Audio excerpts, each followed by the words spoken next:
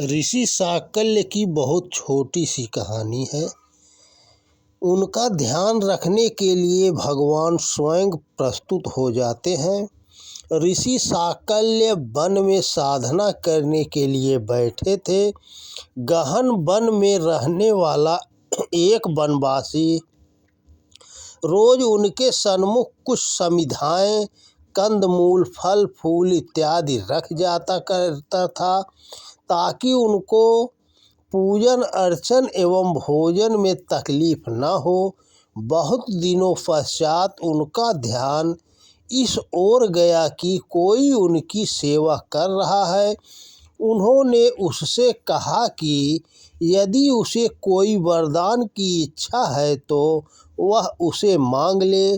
इस पर वनवासी बोला, भगवान, मेरी तो एक ही इच्छा है कि परमात्मा संसार का पालन करते करते थक जाता होगा। वह यदि प्रसन्न रहेगा तो थकेगा नहीं। मैं चाहता हूँ कि वह सदा प्रसन्न रहे। इससे भक्ति भाव को जानकर ऋषि अवाक रह गए।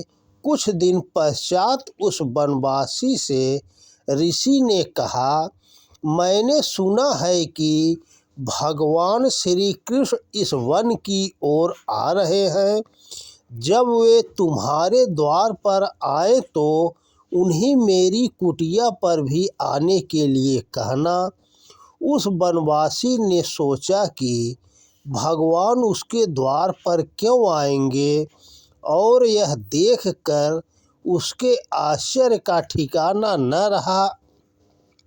जब अगले दिन भगवान उसके द्वार पर उपस्थित हो गए, वह भाव विभोर होकर उनके चरणों में बैठ गया। भगवान उससे बोले, मुझे ऋषि साकल्य ने बताया कि तुम्हें मेरे कष्ट की चिंता थी, इसीलिए तुम्हारा सानिध्य पाने के लिए मैं यहाँ स्वयं उपस्थित हो गया। जो भगवान का ध्यान इस भाव के साथ करते हैं कि वे भगवान के कार्य में कैसे सहयोगी बन सकते हैं, उनका ध्यान रखने के लिए भगवान स्वयं प्रस्तुत हो जाते हैं। तो दोस्तों नमस्कार। वीडियो पसंद आए तो ज़्यादा से ज़्यादा शेयर करें। जय हिंद, जय भारत।